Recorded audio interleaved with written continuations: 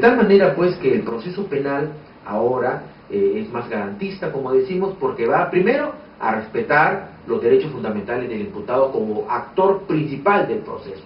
Igual se le da una preeminencia y un privilegio a la víctima para que tenga la oportunidad de constituirse como actor civil y que esté representado legítimamente por su abogado a través de una audiencia que se hace de audiencia preliminar en sede de investigación preparatoria, así como también, por supuesto, la posibilidad de que lo represente el Ministerio Público cuando éste no haya sido constituido como actor civil. De tal manera pues que el Ministerio Público se encarga de la acusación cuando existen elementos de convicción que así lo ameriten y por supuesto la fijación de una reparación civil acorde con la comisión de ese delito.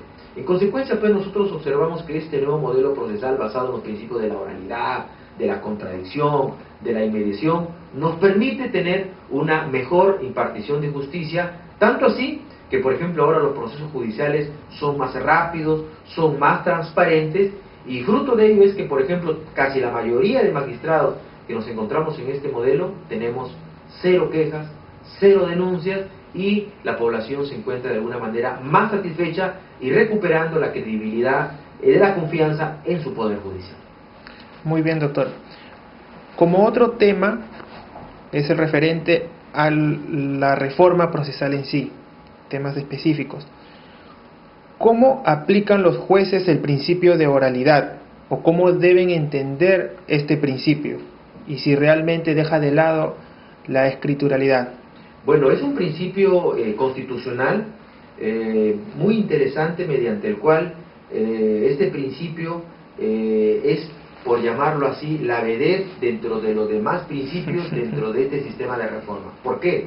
Porque si antes el modelo procesal se basaba en la escrituralidad, mediante el juez no daba la cara, sino todo se hacía por escrito, papelito manda, todas las incidencias o cualquier solicitud o petición que querían ser los justiciables se hacía por escrito, y muchas veces se daba cuenta no a las 48 horas como dice la ley orgánica del Poder Judicial, sino los casos se resolvían después de 72, la semana y hasta los 15 días, depende de la carga procesal del juzgado. De tal manera que ahora no, el principio de oralidad significa que las partes tienen que expresar en forma verbal cualquier petición, fundamentar su teoría del caso, fundamentar sus alegatos de apertura o alegatos finales o cualquier incidencia que se pueda presentar en el desarrollo del proceso a fin de que el juez pueda resolverlo dentro del proceso. ¿Qué significa esto?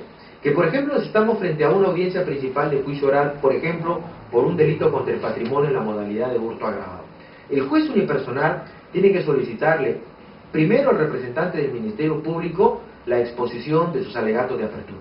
El fiscal tiene que hacer una apretada síntesis de la pretensión que va a realizar sobre su teoría del caso. Y tiene que hacerlo en forma verbal, es decir, explicarle al juez sin mirar su carpeta fiscal lo que va a solicitar. Igualmente lo hará el abogado al momento de los alegatos de apertura, para los efectos de que el juez observe si efectivamente el juez de la defensa técnica penal o de la defensa pública está suficientemente preparado para poder defender su teoría del caso. Entonces el juez observa a través del principio de la oralidad para que se pueda resolver en ese instante.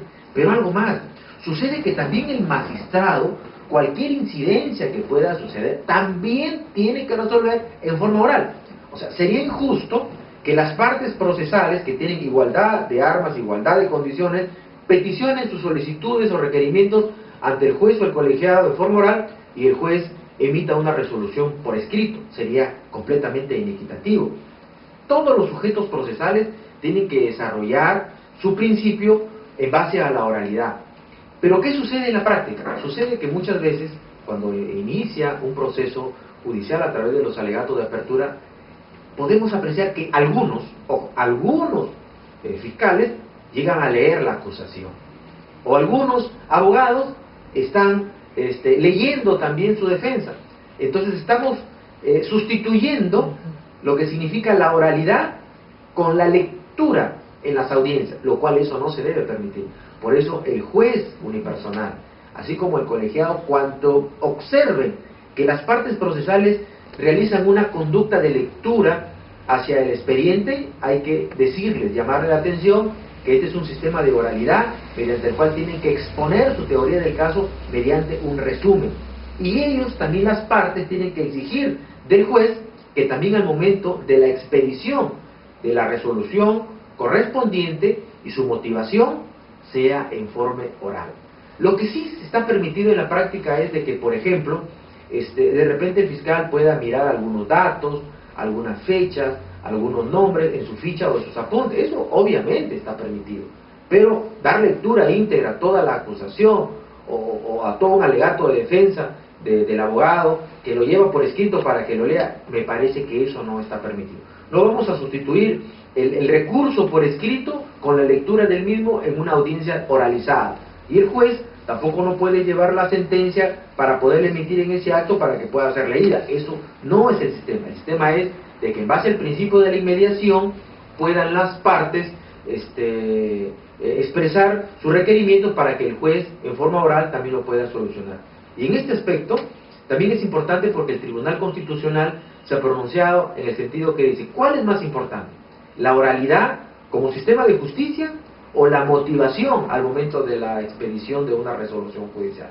Entonces, hemos tenido los magistrados de alguna u otra manera algunos problemas al momento del inicio de la reforma, porque para poder expedir una resolución, obviamente uno tiene que estar muy enterado de lo que dijeron las partes y hay que valorar la prueba para poderlo decir en forma oral.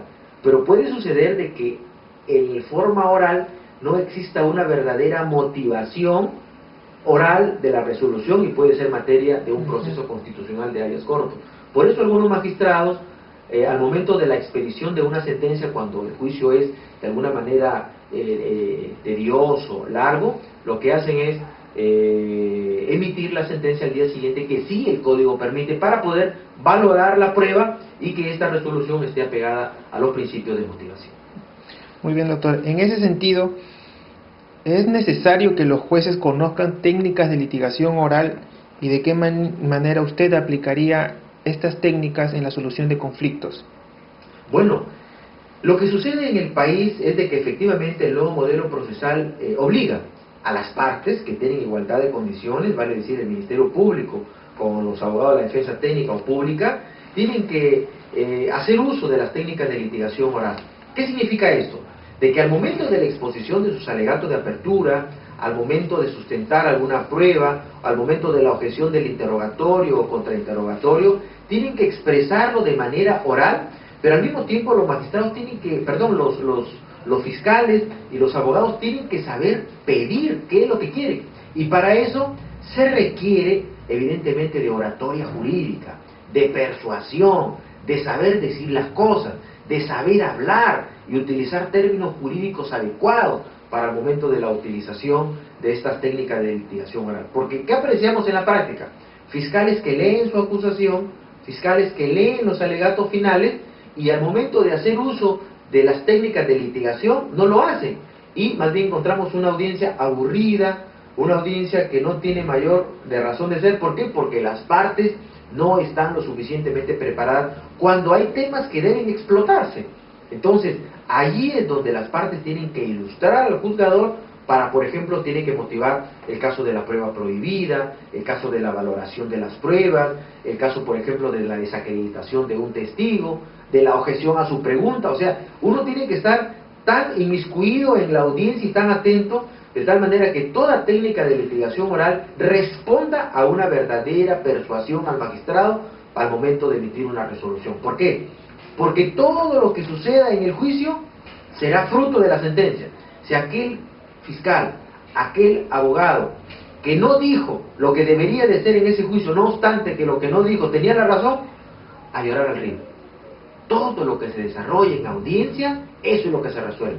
¿Por qué? Porque los magistrados, cuando vamos a la audiencia, no vamos sin nada, solamente con nuestro lapicero y con una hoja en blanco para tomar nota de lo que las partes nos van a decir en la audiencia.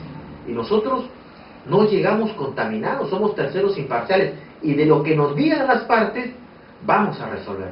De tal manera, pues, de que mi exhortación y mi preocupación es de que las partes no utilizan adecuadamente las técnicas de litigación oral, y muchas veces los magistrados recomendamos más bien estudiar cursos de oratoria jurídica a fin de que las partes se puedan ilustrar para poder persuadir al magistrado respecto a una determinada teoría del caso.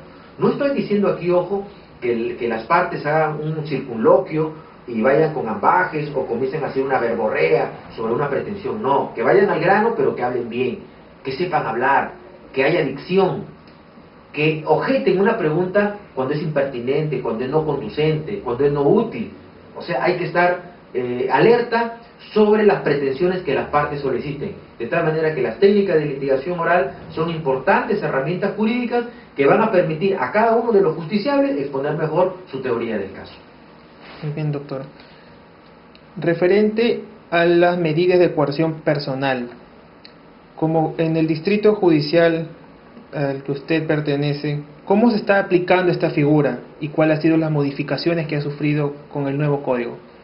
Bueno, usted sabe que con el Código de Procedimientos Penales, el juez penal, después de recibir la denuncia correspondiente por parte del representante del Ministerio Público, evaluaba, valoraba el atestado y la denuncia con los actos de investigación y luego emitía un auto de apertura de instrucción. El mismo que podría ser con comparecencia simple, comparecencia restringida o con la medida cautelar de detención. Para que existiera el mandato de detención tenían que concurrir 3 elementos, que son prácticamente los mismos que tiene el artículo 268 del nuevo Código Procesal Penal, referido a la suficiencia probatoria, la prognosis de la pena, así como también la obstaculización de la justicia y el peligro de fuga. En este caso el Código, la variación que ha sufrido es en cuanto a la pena, la prognosis que debe ser superior a 4 años. Recuerde usted que el Código Procesal Penal del 2004, cuyo artículo 135 está vigente, establecía como mínimo 1 año. Desde el 2004, vigente en los 17 distritos judiciales, dice pena mínima